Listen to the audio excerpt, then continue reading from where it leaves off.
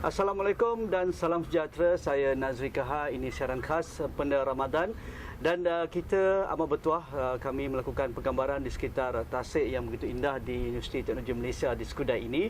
Dan saya amat bertuah juga bersama-sama saya pada hari ini Profesor yang berbahagia, Profesor Datuk Engineer Dr. Wahid Omar. Selamat datang Prof. Naib Chancellor UTM sebagai tuan rumah. Dan Prof, terima kasih kerana mengundang kami sekali lagi ke UTM untuk melakukan rakaman khas ini. Dan sempena bulan Ramadan ini, kita tahu juga kita sering ataupun melihat kegemilangan Islam dalam bidang sains dan juga teknologi. Dan itu diungkapkan banyak kali apabila kita merujuk kepada inovasi, kreativiti, penciptaan. Tetapi apa yang kita lakukan pada hari ini? Kerana kita ingin menjadi generasi ataupun bangsa mencipta. Kita bukan ingin menjadi sebuah bangsa ataupun umat Islam yang meniru ataupun mengikut ataupun menjadi follower. Dan saya rasa amat bersesuaian dengan bulan Ramadan ini dan juga Universiti Teknologi Malaysia.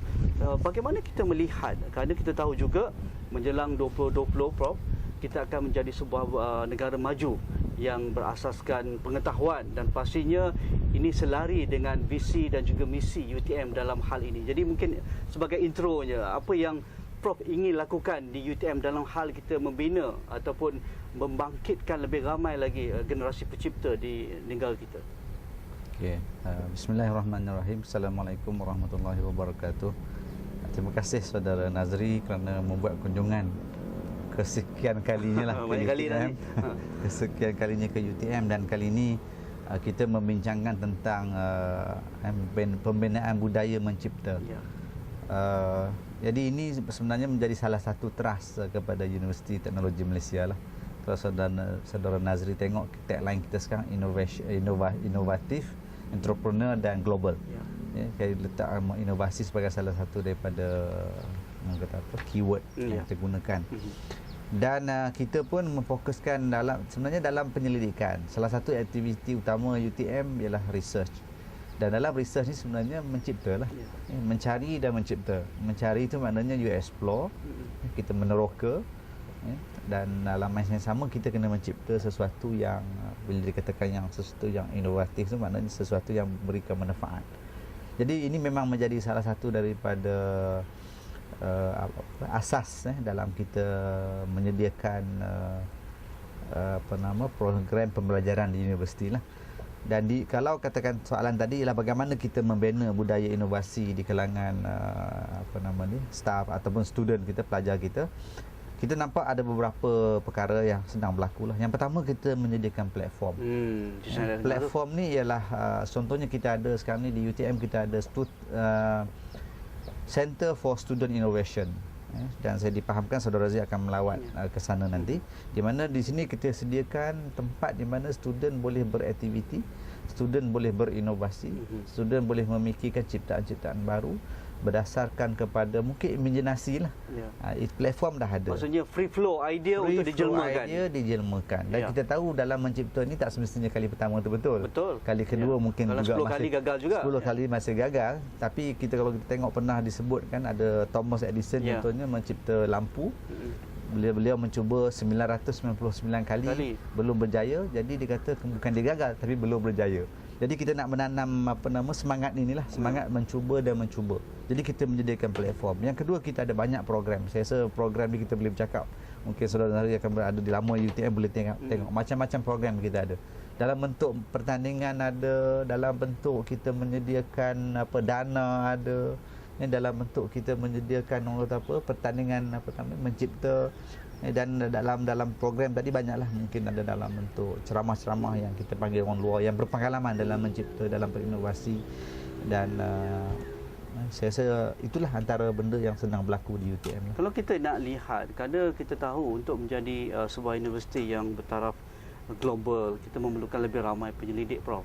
Dan dalam hal itu, untuk melahirkan lebih ramai penyelidik, terutamanya pasca siswazah, kerana mereka inilah yang akan menentukan ataupun hala tuju negara dalam bidang pembangunan dan juga sains dan teknologi. Jadi untuk membina ataupun melahirkan lebih ramai penyelidik bukan perkara mudah pun.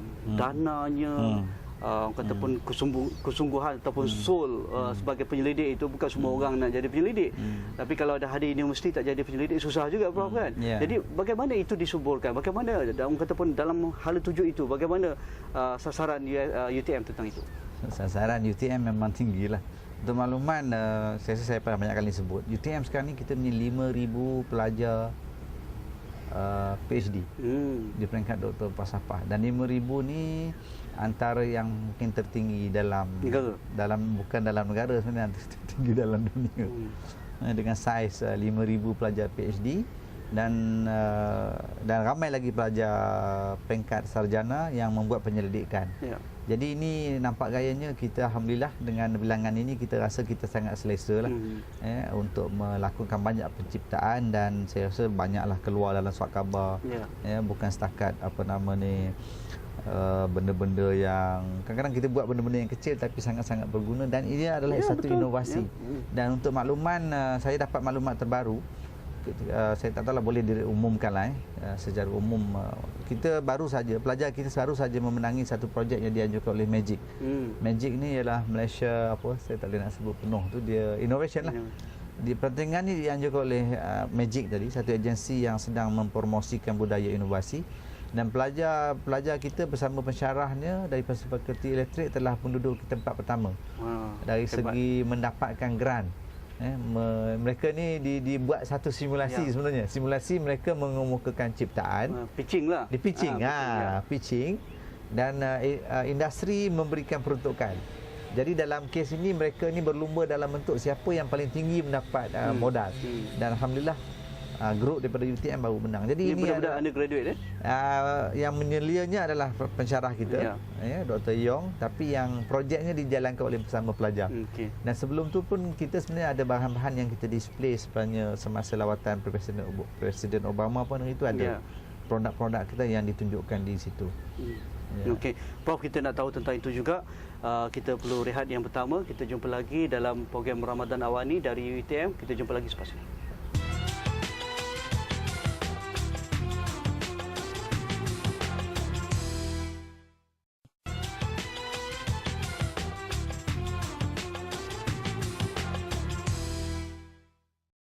Kembali bersama saya Nazri Kaha di persekitaran Tasik Universiti Teknologi Malaysia. Prof Dr. Wahid, kalau kita lihat kadang-kadang kita terlampau memikirkan apabila cerita tentang research, pembangunan, inovasi, kreativiti itu kita selalu menjurus pada sains dan teknologi. Tetapi saya lihat di UTM ni bukan hanya perkara itu ditumpukan, sampai hal-hal kalau pusat Islam pun mampu berinovasi dalam hal apa yang mereka lakukan. Bahagian pentadbiran misalnya dapat mengurangkan kos ataupun penggunaan elektrik misalnya, itu merupakan satu kejayaan besar.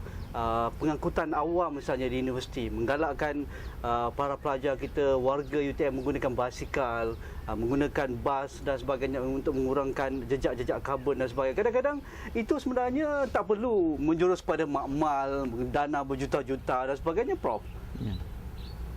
Betul lah, betul lah. Inovasi ni boleh berlaku setiap ketika dan masa. Selagi kita nak berfikir. Contohnya bila seorang sebut energi ni penyimatan tenaga ni, saya sangat terlibat secara langsung lah. Cukup dekat lah dengan Prof. Cukup dekat, dan kita yang ketika saya di Pejabat Harta Bina, kita betul-betul meletakkan ini satu daripada projek kita, di mana alhamdulillah kita berjaya menyematkan sehingga kini kumulatively dalam lingkungan saya 3-4 juta. Dan kita melakukan dalam bentuk yang murah. Murah ni maknanya kita taklah melabur besar-besar menukar semua sekali. Apa yang kita buat, kita mula dengan kempen kesedaran, dan selepas tu barulah kita dah dapat untung sikit, kita labur sikit. Bila kita labur, kita tukarlah mana-mana alat yang perlu ditukar. Itu proses tu berterusan sehinggalah alhamdulillah kita menang anugerah dan sebagainya. Sama juga bila dia sebut tentang penggunaan basikal, kemudian kita gunakan sebenarnya dalam banyak urusan pentadbiran kita banyak berinovasi. Kita ada melalui kumpulan-kumpulan dipanggil kumpulan KIK.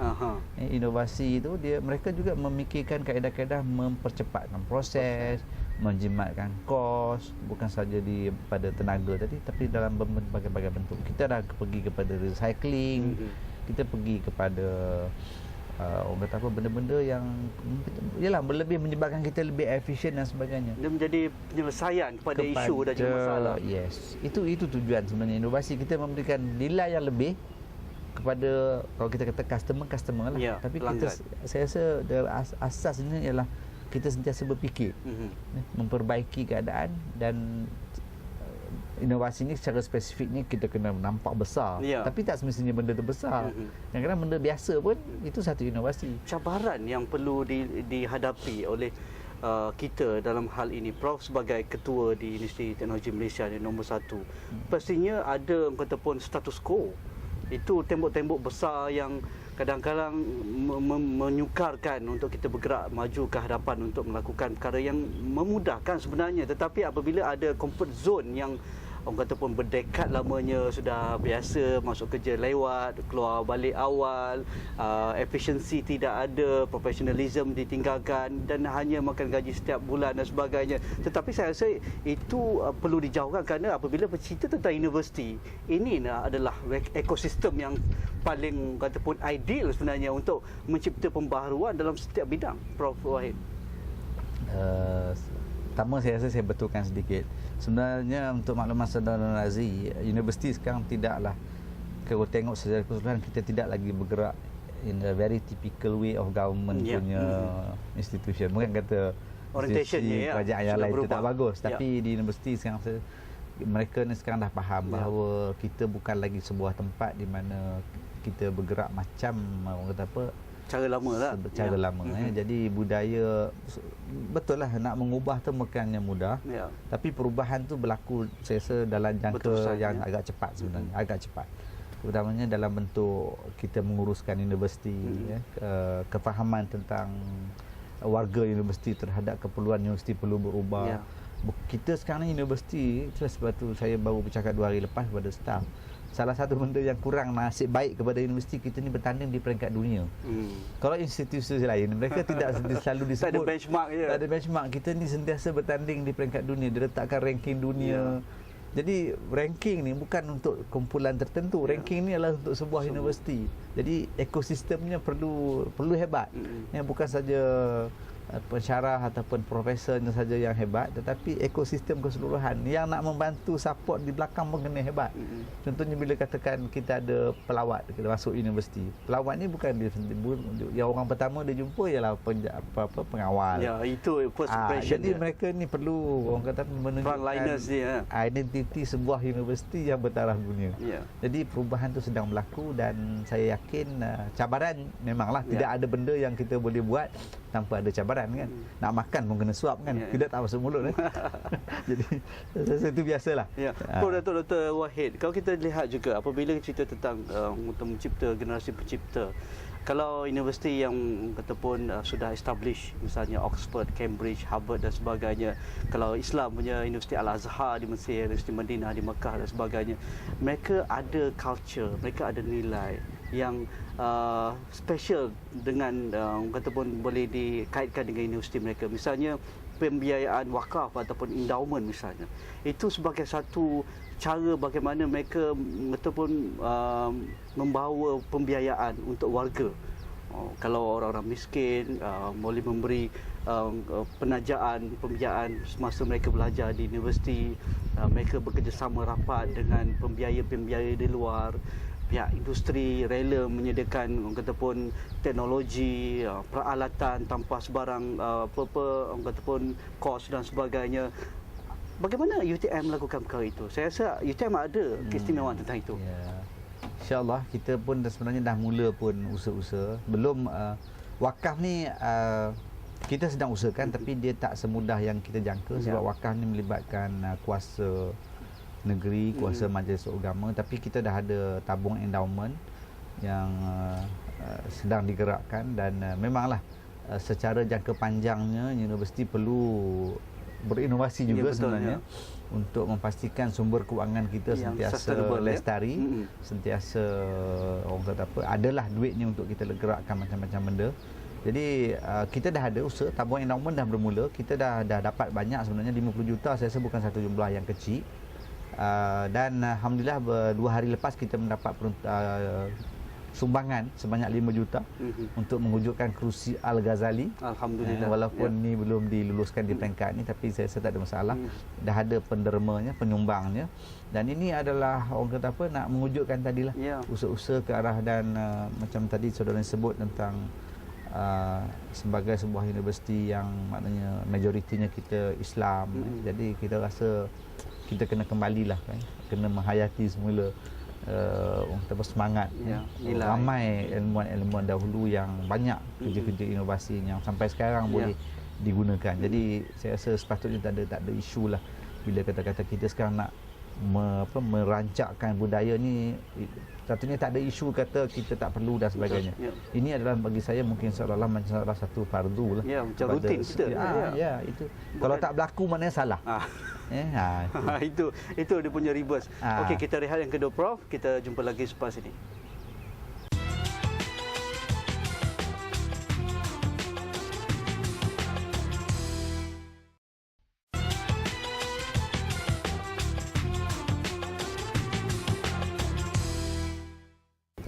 Terima kasih kerana anda setia bersama saya Nazri Kaha dalam rancangan khas Ramadan Awal ini bersama Profesor Dr. Engineer Dr. Wahid Omar, Naib Chancellor UTM. Prof, kalau kita lihat kegemilangan umat Islam ada pusatnya tersendiri. Kita masih ingat apa fungsi Baghdad satu ketika dahulu. Tamadun Andalusia, kalau kita lihat di ataupun timur di Asia Tengah misalnya di Samarkand dan juga kawasan-kawasan yang seumpama dengannya, dia memberi limpahan bukan hanya di bandar tersebut tetapi dalam ataupun wilayah tersebut. Maksudnya institusi pusat pengajian ketika itu, ulama ataupun para ilmuwan memberi semula kepada masyarakat. Dan saya lihat UTM ada kelebihan tentang itu kerana UTM berada di selatan di negara kita dan satu wilayah yang paling ataupun menjadi tumpuan pertumbuhan ekonominya di wilayah Iskandar dekat dengan Indonesia, dengan Singapura dan sebagainya. Dan bagaimana Prof melihat ataupun peluang ini perlu direbut oleh institusi pengajian tinggi seperti UTM untuk kembalikan segala apa yang berada di UTM ini, di Skudai ini, untuk dimanfaatkan oleh masyarakat di luar, misalnya dalam hal dalam sekitar, dalam hal ataupun perancangan bandar misalnya, pembinaan misalnya, dalam hal isu-isu perumahan misalnya, Prof. Okey. Itulah pun sebenarnya itulah sepatutnya menjadi peringkat seterusnya dalam kita mencipta, dalam kita melakukan inovasi. Kalau tidak dia akan berada di dalam universiti. Betul. Walaupun dalam universiti bolehlah kita kata sebagai test bed. Test bed maknanya cuba dekat sini tengok menjadi tak menjadi. Tapi kalau sepatutnya sampai keluar dan benda ni berlaku. Kita dah ada di UTM, kita dah ada pun dipanggil University Community Transformation Center. Itu menjadi salah satu platform di mana kita menyalurkan segala ciptaan kita keluar. Dah ada projek-projek yang dibuat dengan masyarakat di mana kita menggunakan teknologi ciptaan kita, inovasi ciptaan kita di luar. Dan bukan sahaja dalam negara, kita dah bergerak sehingga ke Kampuchea dah ada, dan kita pernah pergi ke Bangladesh, dan saya rasa benda ni akan berterusan berlaku. Dan ini pun menjadi salah satu daripada pengukurlah kejayaan kita. Sekarang ni kalau kata setakat kita kata cipta keluar surat khabar belum dia kena ada impact. Apa impact dia? Apa perubahan yang berlaku? Apa orang kata kesan kepada masyarakat, contohnya dalam bentuk tadilah kalau kata penjimatan meningkatkan tahap hidup masyarakat dan sebagainya. Dan saya rasa UTM, pengalaman UTM berada dalam ataupun menguruskan manusia dan juga makhluk dan juga masyarakat itu sendiri. Saya rasa itu begitu krusial dalam hal apabila kita bergerak menjadi sebuah negara maju. Keperluan-keperluan yang maksudnya bukan hanya berbentuk materialistik ataupun pengisian dalaman jiwa manusia itu, kerana kita berhadapan dengan alam berubah. Tapi adakah kita menyalahkan alam apabila bencana alam berlaku? Perlu ada adaptasi dan sebagainya. Itu perlu kita tekan. Bagaimana Prof melihat tentang itu? Maksudnya pengisian jiwa para penyelidik kita, para ataupun ilmuwan kita, para inovator kita hal ini. Untuk malam masa Saudara Nazri, dalam proses kita berinovasi mencipta ni, dalam universiti kita memang ada etika sebenarnya. Walaupun kita tak berpegang kepada agama pun ada etika. Etika tentang menggunakan sampel, etika tentang melakukan menghasilkan sesuatu, dia ada etika dia. Tapi kita lebih jauh dulu, kita ada batasan-batasan syariah kita, syarak kita yang sentiasa kena dipatuhi. Jadi di UTM ni, benda ni insya-Allah kita lakukan berbagai-bagai bentuk. Satu, of course, yang orang kata apa, pencipta kita ni profesional. Mereka bukannya orang yang orang kata apa tiba-tiba datang buat sesuatu, tak. Mereka dah dilatih, dah ada pengetahuan tentang apa yang boleh dibuat, apa yang tak boleh dibuat, apa kesan kepada alam. Mereka ni tak ada masalah itu. Tapi kita nak pergi jauh lagi ni saya sebut, nanti saudara sebut tentang roh. Kan? Roh maknanya kalau boleh kita nak lebih jauh daripada etika. Roh ni maknanya kita melakukan sesuatu dengan cara lebih halus. Kita melakukan sesuatu dengan penuh kesedaran bahawa ini tidak akan mendatang mudarat kepada sama ada alam ataupun kepada manusia. Kita nak juga mereka ni mempunyai, kalau dalam bahasa Inggeris mungkin disebut passionate. Passionate maknanya kegarahan. Dan mereka ni melakukan sesuatu dengan sepenuh hati, minat dan sedar bahawa apa yang dibuat ni ada kesan dia, ada dia punya impact. Jadi insya-Allah benda tu berlaku di sini, ada dia punya proses-proses dan usaha-usahanya. Dan kita nak lihat juga para graduan kita ataupun mereka yang lahir dari sekolah UTM ini berkecimpung sebagai toke, sebagai usahawan. Saya rasa bagaimana kadang-kadang apabila kita mencipta, kita perlu ada jual lah kan, nak jual barang dan juga boleh digunakan oleh ramai orang, bukan hanya berada di makmal ataupun mendapat pengiktirafan dunia dan sebagainya. Okey. Itulah Dato' Nazari. Alhamdulillah kita ni sebenarnya ada ekosistem dari segi atas ke sana cantik. Daripada tagline kita kata kita bermula dengan inovatif. Kemudian kita ada entrepreneur, keusahawanan. Lepas ni global lah. Kan? Jadi benda tu dah ada dalam proses, dan untuk itu UTM dah ada pun kita panggil UTM Tech. UTM Technopreneur. Satu unit yang tugasnya adalah untuk memastikan apa yang kita hasilkan ni dapat dipasarkan, diusahakan secara komersial, dan kita latih pelajar, kita latih pensyarah untuk mereka ni ada skill, ada kemahiran dalam bentuk, contohnya kemahiran katakan nak membuat syarikat, kemahiran mungkin macam mana buat pemasaran, perundingan, kemahiran maknanya mencari modal. Semua dah ada dalam dia punya sistem kita. Jadi sekarang ni maknanya kita hanya melaksanakan dan melihat kepada hasilnya. Kalau perlu kita baiki, kita akan baikilah, tambah baik proses dan sebagainya. Untuk akhirnya Prof, dalam 30 saat ini, bidang tumpuan yang Prof rasa begitu dekat dengan UTM, dan kalau betul-betul cara kerjanya, fokusnya, mungkin kita akan menjadi pemain yang bertaraf global dan akan menjadikan kita sebagai orang kata pun satu tanda aras yang tinggi, mungkin lebih tinggi daripada institusi lain. Bidang tumpuan ni banyak sebenarnya, tapi kalau kita nak fokus betul-betul yang kita ada kekuatan sekarang ni, saya rasalah pada fikiran saya ialah dalam kita menggunakan bahan tempatan. Dan salah satu penggunaan bahan tempatan yang sangat-sangat mungkin menghasilkan pulangan yang tinggi, penggunaan herbs, bio produk. Itu kekuatan kita sekarang. Bahan mentahnya ada di sini. Kita boleh mengawal dia punya kualiti, dan kita yang akan hasilkan. Itu saya salah satu bidang tumpuan. Of course banyak lagi lah benda-benda yang kalau untuk keperluan negara banyak lagi. Kita mungkin kena hebat dalam sumber air, alam sekitar, tenaga pun mungkin kita kena bangunkan keperluan kita dan sebagainya. Dan semuanya sedang berada di UTM dan sedang dilaksanakan. Terima kasih kepada Prof yang berbagi, Prof Dato' Engineer Dr. Wahid Omar, Naib Chancellor UTM.